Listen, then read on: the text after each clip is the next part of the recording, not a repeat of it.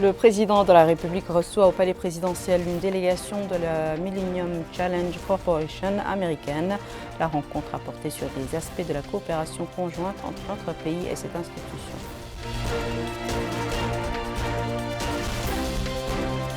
Le Premier ministre préside une rencontre avec les membres de la Fédération nationale des éleveurs, investisseurs et partenaires dans ce domaine à Néma.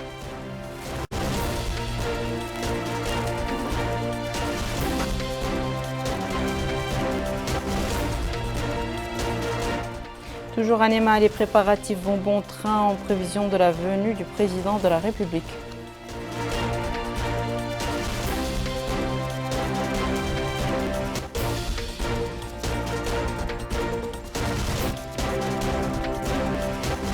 Bonsoir mesdames, mesdemoiselles et messieurs, merci de vous joindre à nous. Le président de la République, M. Mohamed Ould-Cheikh Al-Ghazouani, a reçu en audience aujourd'hui au palais présidentiel à Nouakchott Mme Alicia Philippe Mandaville, vice-présidente du Millennium Challenge Corporation.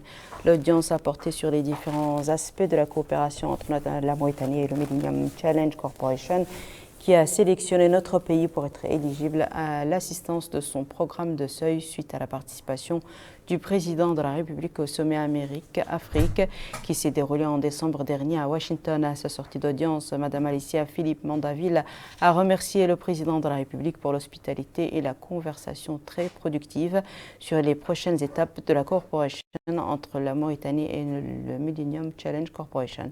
Elle a précisé que la sélection de la Mauritanie fait suite aux mesures prises par le pays pour lutter contre la traite des personnes et l'esclavage. La Millennium Challenge Corporation se réjouit de voir le gouvernement mauritanien poursuivre ses efforts de réforme, a-t-elle dit.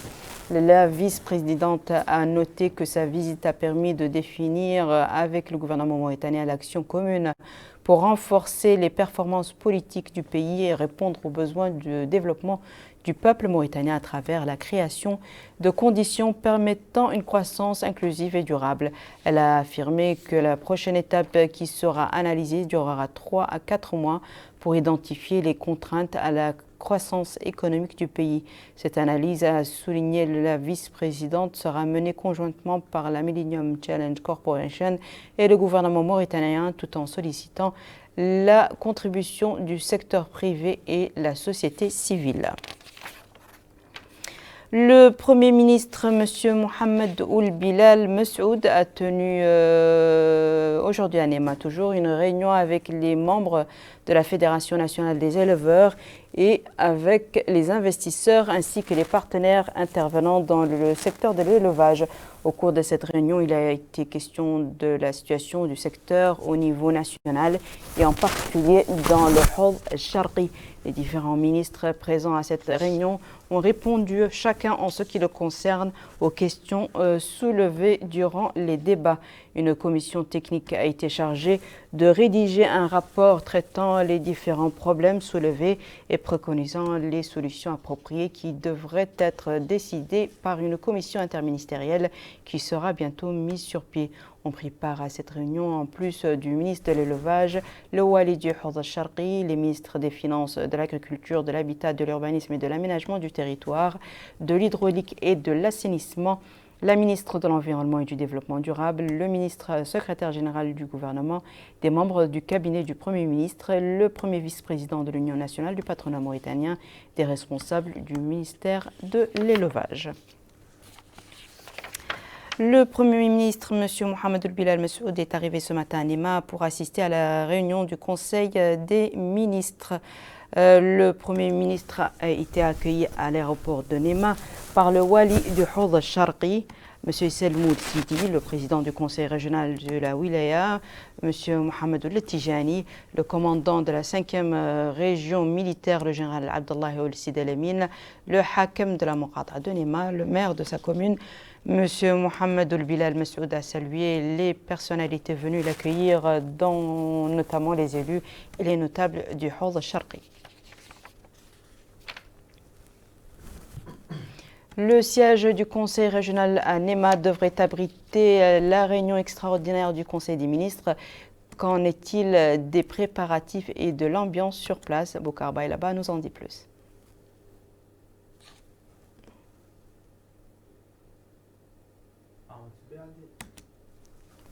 La réunion du Conseil des ministres. En d'autres termes, la ville de Néma sera le siège provisoire du gouvernement le temps d'une journée. Un événement majeur et un choix hautement symbolique et stratégique à juste titre. La ville est la capitale de la plus grande wilaya à vocation pastorale de la Mauritanie. Dans cette salle de réunion du Conseil régional, les membres du gouvernement plancheront sur les dossiers de nature à impulser le cadre économique de la wilaya du Hott el-Charqi. Et cela dénote de l'engagement de l'État à aller de l'avant dans ses choix stratégiques.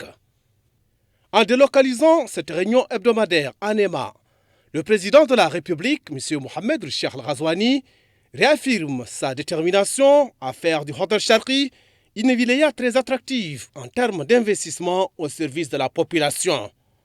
Comme à Nouakchott, les résultats de la réunion du Conseil des ministres feront aussi l'objet de commentaires à travers un point de presse animé par certains membres du gouvernement. Rien n'a été laissé au hasard. Pupitre, sonorisation, table pour la presse.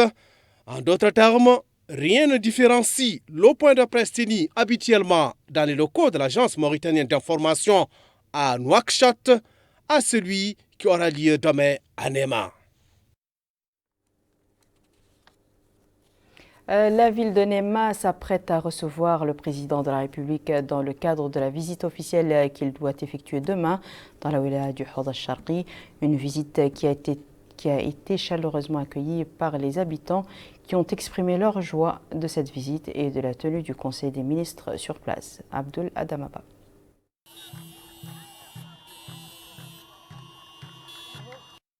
Néma s'apprête à accueillir le président de la République. Les populations sont massées le long des artères de la ville afin de réserver un accueil chaleureux au chef de l'État. Des portraits géants du président de la République sont visibles un peu partout au niveau de cette ville. Le centre-ville ainsi que les principaux axes de cette localité accueillent aux premières heures de la matinée des résidents qui mettent en avant leur satisfaction. C'est ce qu'exprime ce résident qui précise que cette visite est très importante pour les habitants qu'ils sont. Il affirme qu'ils sont dans l'attente de l'arrivée du chef de l'État. Cet autre habitant a mis en avant sa joie pour ce déplacement. Il souhaite la bienvenue au président de la République et exprime des remerciements à son endroit au nom des habitants de la wilaya. Ces régions à forte densité humaine regorgent de potentialités et constituent une zone qui bénéficie d'importantes interventions des programmes de développement. Ces citoyens remercient le président de la République ainsi que la délégation qui l'accompagne. Il précise que la ville accueille plusieurs personnes actuellement qui, dit-il, coïncident avec la tenue du Conseil des ministres décentralisé pour la première fois sur les lieux. Cet autre résident a quant à lui indiqué que les acteurs politiques, les élus locaux et citoyens sont dans l'attente de la tenue la première fois à Néma du Conseil des ministres décentralisé sous la houlette du président de la République. Ce qui, conclut-il, traduit l'importance de la proximité de l'administration des administrés. Le ministre de l'Éducation nationale et de la réforme du système éducatif, accompagné du ministre de la Culture, de la Jeunesse et des Sports et des Relations avec le Parlement, et du ministre de la Transformation numérique, de l'Innovation et de la Modernisation de l'Habilitation, a supervisé cet après-midi le lancement d'un programme de cours de rattrapage pour les étudiants en fin d'études, dont bénéficient 6378 étudiants au niveau de la wilaya. Certaines bourses d'études pour les filles de différents niveaux d'éducation ont également été accordées par le projet d'autonomisation des femmes et du dividende démographique SWED. L'encadrement comprenait le lancement de cours dispensés à distance qui constitue la première expérience de ce genre dans ce domaine. Le ministre et la délégation qui l'accompagnaient ont visité les couloirs de l'école secondaire et ont été informés du déroulement du processus éducatif. Le ministre de la Santé a effectué une visite d'inspection au centre de santé, à l'hôpital de Basseknou et au camp de réfugiés maliens de Mbarra. Cette visite lui a permis de prendre connaissance des services offerts dans les deux centres ainsi que du niveau de ces services offerts aux réfugiés maliens. C'est un compte-rendu d'Amin Mtakhlil. La visite qu'a effectuée le ministre de la Santé, M. Mokhtar Ould Dahi, dans la ville de Basseknou, lui a permis de s'enquérir des services offerts par les départements relevant de son ministère. Au niveau du centre hospitalier de Bassiknou, le ministre a écouté les explications des responsables du centre portant sur les médicaments disponibles et les lacunes à combler. L'hôpital de Bassiknou a une capacité de 50 lits, un laboratoire, une salle d'accouchement et une autre pour les urgences. Après l'avoir visité, le ministre s'est rendu au camp des réfugiés d'Umberra où il s'est enquis du niveau de la couverture sanitaire et exhorté les responsables à donner les meilleurs soins possibles aux populations vivant dans ce camp. M. Mokhtar Ould Dahi a déclaré à sa sortie du camp que l'État mauritanien prend en charge 4 installations sanitaires au niveau du camp des réfugiés d'Umberra et que les indicateurs de santé y sont très satisfaisants puisqu'ils varient entre 80, 90 et 100% des services sanitaires prévus, en plus des médicaments soumis au régime Mouyassar et de la vaccination contre les maladies pour grands et petits. Il a ajouté que les quelques dysfonctionnements signalés seront corrigés par la suite. Il incombe de rappeler que les visites de terrain effectuées par les membres du gouvernement sont de plus en plus fréquentes, et ce, dans le cadre du rapprochement du service public des citoyens afin d'exercer un contrôle de qualité et un suivi continu. Le ministre de l'Agriculture a effectué hier une visite à la ferme modèle d'Nbeket El Houach pour la production de fourrage vert dans le district d'Azhar dans le cadre d'une tournée de reconnaissance de certains des établissements agricoles relevant de son secteur. Le ministre a été informé des conditions de production des fourrages verts sur cette exploitation qui comprend 120 hectares, dont une quarantaine bénéficiant d'un système d'irrigation par pivot. Cette visite a permis au ministre de se familiariser avec le mode d'exploitation de la ferme qui a connu des améliorations tangibles ces dernières années grâce notamment à l'introduction de la mécanisation pour la préparation du sol, le semis et le traitement des cultures après récolte, en plus de son comptage et stockage.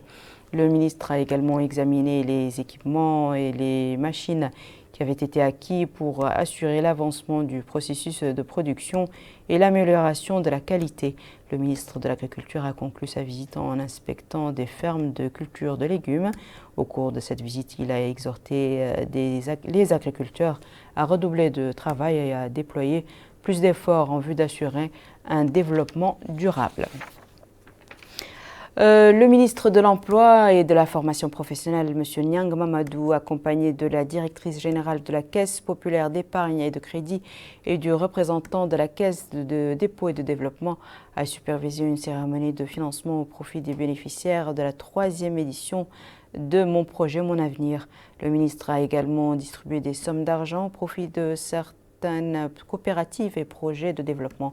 Le ministre a expliqué que Mon projet, mon avenir est une solution axée sur la promotion de la culture, de l'entrepreneuriat, le soutien aux initiatives et aux projets des jeunes et la fourniture des outils et moyens nécessaires au travail indépendant.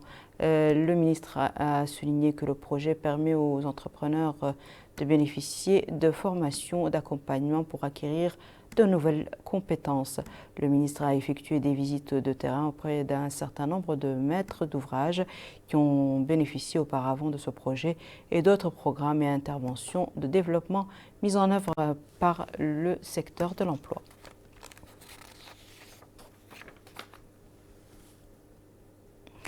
Le ministre de la Culture, de la Jeunesse et des Sports et des Relations avec le Parlement, M. Mohamed Ould Soueidat, a effectué aujourd'hui à Néma une visite à certains services relevant de son département. Il s'agit de la salle de point de presse relevant de l'Agence mauritanienne d'information, l'AMI, du siège de la station de Radio Mauritanie, du bureau d'El Mauritania, de la direction régionale du ministère de la Culture, la Jeunesse et des Sports et des Relations avec le Parlement, du stade et de la maison des jeunes. Bokar Bailapa. C'est cette grande salle du conseil régional du Hota Sharqi à Néma qui abritera la tenue historique de la réunion du conseil des ministres. D'ailleurs, le ministre de la Culture, de la Jeunesse, des Sports et des Relations avec le Parlement, Mohamed Ould Soueidat, est allé s'informer de la logistique déployée à cet effet. Sur place, il a été édifié sur le protocole. Visiblement, tout est fin prêt. Autre lieu visité par le ministre de la Culture, il s'agit du local qui abritera le point de presse à l'issue de la réunion du Conseil des ministres. Là aussi, le décor est bien planté Comme ce qui se fait habituellement à Nouakchott, aucune différence, sauf la ville d'accueil, en l'occurrence Néma. Cap sur le siège de la station régionale de Radio Mauritanie à Néma. Et à son arrivée, le ministre de la Culture, de la Jeunesse, des Sports et des Relations avec le Parlement, Mohamed El-Soueidat, a été édifié par le directeur général de Radio Mauritanie, Mohamed Cheikh Ould-Sidi Mohamed, sur les missions de cette station, à savoir rapprocher ce média du service public des citoyens. Par la suite, il s'est rendu à la station régionale de télévision nationale El Mauritania. Là aussi, il a été accueilli par le directeur général, Mohamed Mahmoud El-Abid El-Maali. Ainsi, il a été édifié sur le fonctionnement du studio de diffusion et de production à travers une présentation sur la mission de la station et les efforts déployés pour rapprocher cette station du service public du citoyen et lui donner accès à l'information tout en s'intéressant à ses préoccupations quotidiennes. Au terme de cette série de visites des médias publics, le ministre de la Culture, de la Jeunesse, des Sports et des Relations avec le Parlement, Mohamed El-Soueidat, a souligné l'importance de ces stations régionales dans le rapprochement de l'administration du citoyen. Il a en outre mis en exergue les efforts déployés par l'État pour dynamiser le secteur de l'information. Par ailleurs, le ministre de la Culture, de la Jeunesse, des Sports et des Relations avec le Parlement a visité la direction régionale de la culture à Néma. Sur place, il a été édifié sur le fonctionnement de cette administration qui constitue un relais pour le ministère de tutelle dans la wilaya du Khatar Sharqi. Le ministre de l'Environnement et du Développement durable a supervisé la distribution de certains matériels agricoles au siège de la délégation régionale. Ces interventions s'inscrivent dans le cadre du programme des priorités élargies. Abdul Adamaba. La ministre de l'Environnement et du Développement durable a supervisé cette cérémonie de don de matériaux dédiés principalement à l'agriculture. Il s'agit d'aider les résidents dans le cadre de leur activité et leur permettre de lutter efficacement contre les feux de brousse. Ce programme est financé dans le cadre du projet PROPEP. La ministre de l'Environnement et du Développement durable a affirmé que l'essor économique des habitants du monde rural occupe une place prépondérante dans le programme Tahoudati du chef de l'État. Elle a dans cette optique mis en avant l'importance de s'atteler à la protection de l'environnement et la sauvegarde du couvert végétal.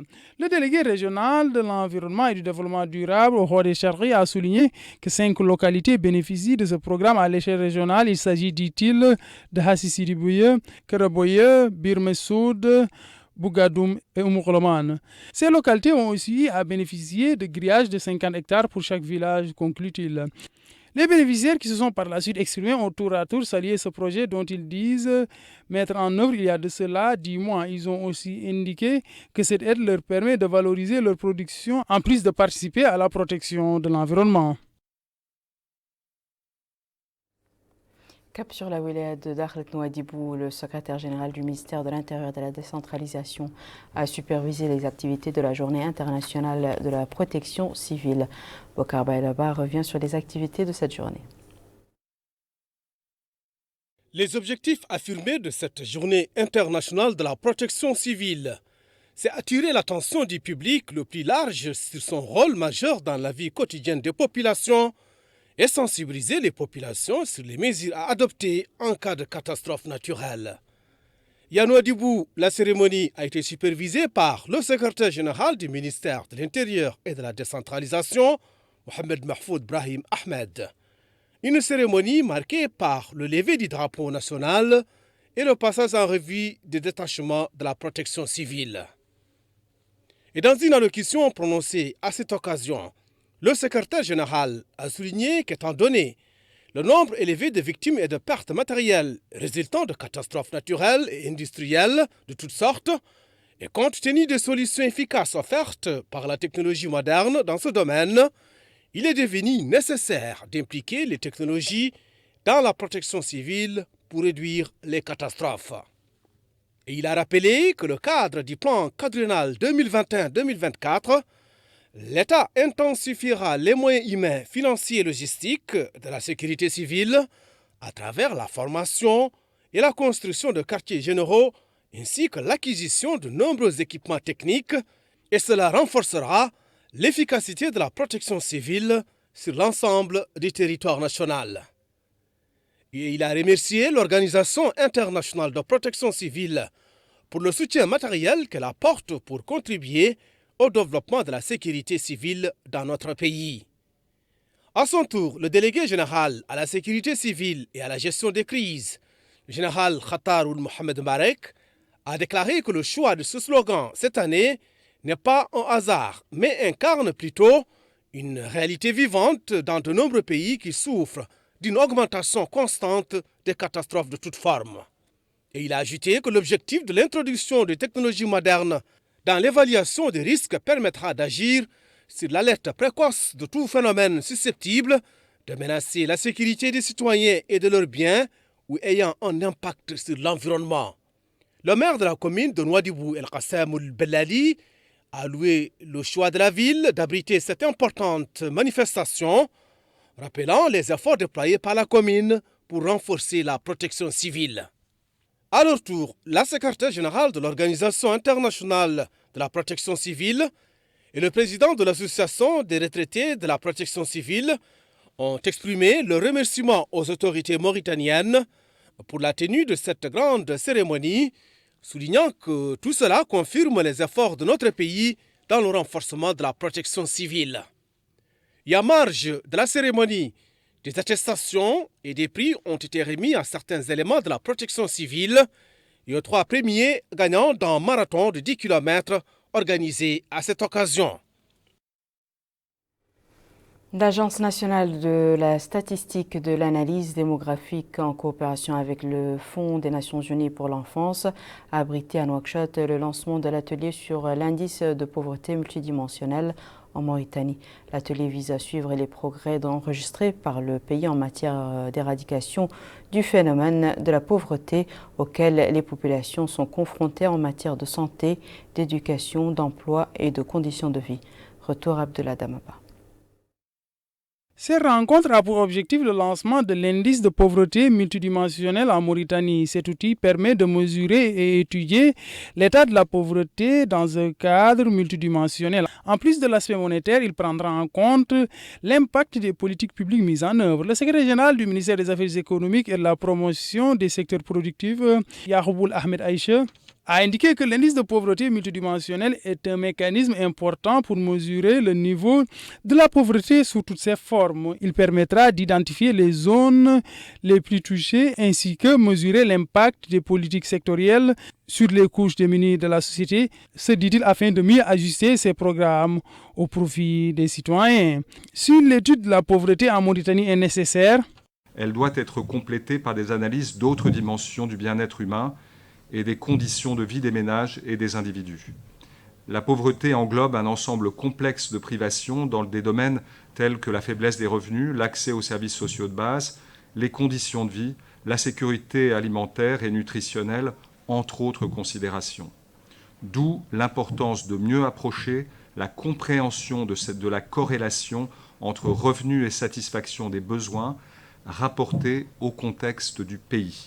Cet atelier s'est tenu en présence du secrétaire général du ministère de la Santé, de celui de l'Éducation et du directeur général de l'Agence nationale de la statistique et de l'analyse démographique et économique. Le wali de Dakhlet Nouadhibou, accompagné du secrétaire général de l'autorité de la zone franche de Nouadhibou, a supervisé l'inauguration d'un centre de coordination et d'alerte maritime au profit des gardes-côtes mauritaniens. Il a été également organisé une cérémonie de remise de diplômes. Amina Mtakhlil. La sortie de la nouvelle promotion de formateurs vient couronner des mois de travail continu dans le domaine de la pêche. Les diplômes et attestations ont été remis aux 40 bénéficiaires sous la supervision du wali de Dakhlet Nouadhibou, M. Mahi Ould Hamd, accompagné du représentant de la délégation de l'Union européenne, des autorités administratives et sécuritaires et des élus locaux. Au niveau de la garde des côtes mauritaniennes, le wali a inauguré le centre de coordination et d'alerte maritime qui est le résultat d'une coopération entre notre pays et l'Union européenne et qui comprend des appareils et outils modernes nécessaires à la surveillance des côtes et au large. Financé par l'Union européenne pour la sécurité maritime dans notre pays, il est vital et important pour la région de Nouadhibou pour assurer la sécurité des pêcheurs et de la pêche en général. Il vient renforcer les moyens de la garde-côte nationale et apportera une valeur ajoutée, un effort important pour nos responsables de sécurité et pour nos forces de sécurité. J'en remercie l'Union européenne et les services espagnols qui ont participé à sa réalisation. Cet apport viendra s'ajouter à ce que l'Union européenne fait à Nouadhibou et particulièrement avec les corps de sécurité dans notre pays. C'est également ce qu'a affirmé le président de la délégation de l'Union européenne en Mauritanie, qui a ajouté que les équipements mis à la disposition des gardes des côtes mauritaniennes contribueront également à la lutte contre la migration clandestine et le crime organisé. Enfin, la délégation s'est déplacée pour voir de près des échantillons du travail de terrain qu'effectue la gendarmerie nationale et les gardes des côtes pour protéger les populations et les biens. Voici à présent, mesdames et messieurs, le rappel des titres. Le président de la République reçoit au palais présidentiel une délégation de Millennium Challenge Corporation américaine. La rencontre a porté sur les aspects de la coopération conjointe entre notre pays et cette institution. Le Premier ministre préside une rencontre avec les membres de la Fédération nationale des éleveurs, investisseurs et partenaires dans ce domaine à NEMA.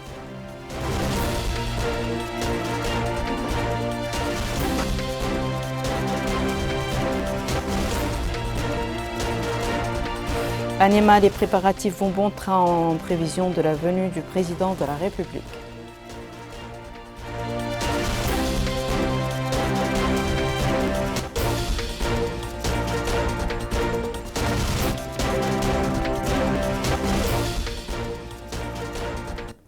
C'est la fin de ce journal, mesdames et messieurs. Merci à vous de nous avoir suivis. Merci de votre fidélité. Je vous souhaite une excellente suite au programme sur le Mauritanie.